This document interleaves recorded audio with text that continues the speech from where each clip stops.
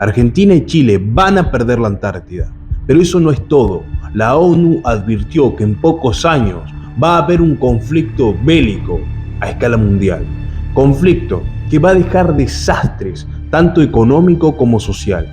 Pero ¿por qué se produciría una guerra por el agua? También ¿por qué Chile y Argentina perderían el territorio antártico? ¿Y qué tiene que ver todo esto con el cambio climático? La Antártida es el territorio con mayor agua dulce del planeta, poseedora también de otros grandes y ricos recursos como el petróleo, el oro, el hierro, el uranio, entre otros. En teoría, el motivo por el cual ninguna potencia se queda con esos recursos es por el Tratado Antártico. Nosotros los seres humanos estamos acostumbrados a lo inmediato. Pero en política no funciona así. Todo acontecimiento lleva su prolongado tiempo. Miren un ejemplo relacionado al día de hoy, las Malvinas. Las Islas Malvinas fueron usurpadas por los piratas británicos en 1833, hace 190 años. 190 años de una prolongada disputa, tanto bélica y diplomática, entre Argentina y Gran Bretaña. Hoy ese territorio usurpado por los piratas, que son las Malvinas, le dan la posibilidad de reclamar sobre la Antártida. A lo que voy es que quizás ni estemos vivos cuando empiece a disputarse la Antártida. O quizás sí, porque a partir del año 2050 empiezan a levantarse nuevamente los reclamos de los países.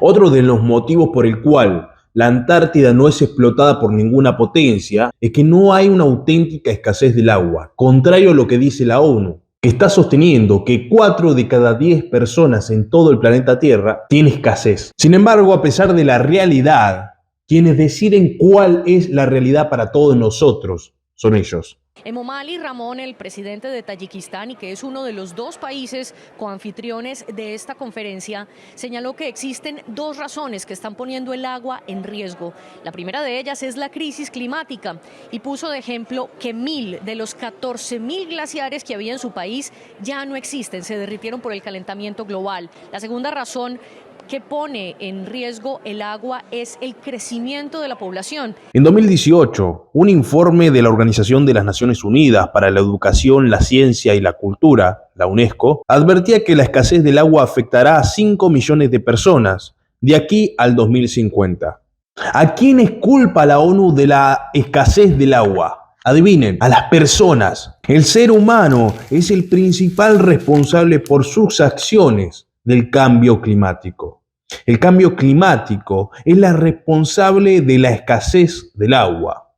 La escasez del agua es la responsable del 90% de los desastres naturales, inundaciones, olas de calor, sequías. Ese cambio climático al que se refieren es que, debido a la contaminación ambiental, afecta de manera distinta al agua.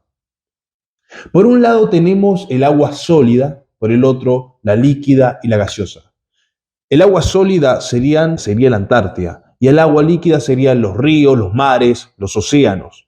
El agua gaseosa es el agua del ambiente. Siguiendo con la teoría de la ONU, la Antártida es igual o más afectada que el agua en sus otros estados, tanto líquido como gaseoso. Con el cambio climático se reducen tanto los hielos que hacen crecer el nivel del mar. Este es el glaciar Waits, uno de los más grandes del mundo. El Waits no es el único glaciar que se derrite.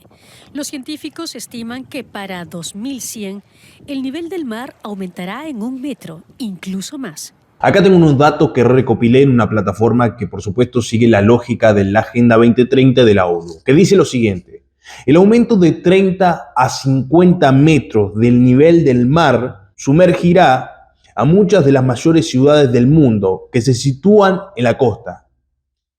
En Estados Unidos, por ejemplo, casi todo el estado de Florida se hundiría. En Argentina, con tan solo 6 metros, ya afectará a la costa de Buenos Aires, de Río Grande, de Caleta Olivia, de Comodoro Rivadavia, de Puerto Madryn, entre otras ciudades. Esto afectaría de tal manera que produciría grandes migraciones internas. Ahora, ¿cómo afecta el cambio climático a los otros estados del agua, tanto líquido como el gaseoso? Actualmente, una de las causas más importantes de la escasez del agua es que los grandes ríos y mantos acuíferos se enfrentan a graves problemas de contaminación. La agricultura es una de las principales causas de la escasez del agua en el mundo.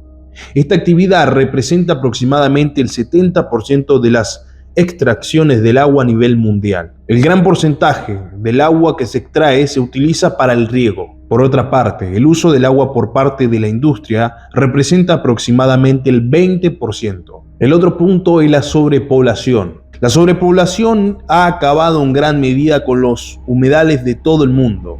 De igual manera, la actividad humana ha secado ríos y lagunas, debido a un desproporcionado y sobreexplotación de estos recursos. ¿Qué hay sobre la escasez del agua de la atmósfera? La falta de lluvia produce una gran sequía que es una anomalía, ya que se caracteriza por la escasez temporal del agua, en comparación con el suministro normal. La causa principal a la que se le adjudica la falta del agua es la deforestación. Entonces, según la Organización de Naciones Unidas, estamos sumergidos ante un grave problema, que para peor se va agravando cada vez más. Si la Antártida era una solución ante la escasez del agua, hoy hay que buscar proteger la Antártida. Lo más gracioso de todo es que culpan al ser humano, al individuo, de lavar un plato, un vaso, cuando en realidad son las grandes petroleras, las grandes agrícolas, las que llevan la mayor contaminación en todo el planeta Tierra. ¿A quiénes pertenecen las grandes corporaciones? A la élite. Por lo tanto, si pretendemos que la solución de parte de la Organización Mundial de la Salud sea una solución coherente y que nos beneficie a todos, ¿somos inocentes o somos estúpidos? Nosotros sí tenemos una solución. Ellos tienen su propia solución. ¿Querés que te diga cómo se llama la solución de la ONU? Agenda 2030. De eso hice un video que acá te lo estoy dejando, acá. Hacele clic después, anda a verlo, chequealo y vas a ver la realidad contada por un antisistema. Más allá del cambio climático, en algún momento va a haber una potencia que va a querer adueñarse de la Antártida y sus recursos. ¿Cuáles son los países que reclaman soberanía sobre la Antártida? Australia, Noruega, Chile, Reino Unido, Argentina, Nueva Zelanda y Francia. Sin embargo, son reclamos, pero la Antártida no tiene dueño. El Tratado Antártico fue firmado el 1 de diciembre de 1959. Lo que está sucediendo con Chile y Argentina, y por qué digo que van a perder la Antártida, es porque Chile, Argentina y Reino Unido, Gran Bretaña, se superponen sus intereses territoriales. Hoy en la Antártida se desarrollan actividades científicas, pero más allá de todo eso, yo lo invito a reflexionar lo siguiente. Si nosotros pensamos que toda la vida tendremos agua, que abrimos el grifo y sale un chorro de agua, que pagamos poco o mucho pero lo tenemos, que pensamos que siempre va a ser accesible, estamos equivocados. El agua debe ser en primer lugar gratis. Una de las principales características que cumple el antisistema es su grado de independencia y autonomía del sistema. Nosotros tenemos que aprender a obtener los conocimientos para poder tener nuestras propias fuentes del agua. No podemos depender, y mucho menos de la ONU. No podemos depender de uno de los recursos necesarios para la vida. Sin agua no morimos. ¿Dónde podés obtener los mayores conocimientos para poder llegar a ser autónomo o el mayor porcentaje de este sistema? En la Resistencia, nuestra comunidad. Así que unite a nuestra comunidad. Suscríbete, dale like y unite al grupo de WhatsApp. Nos vemos en la próxima.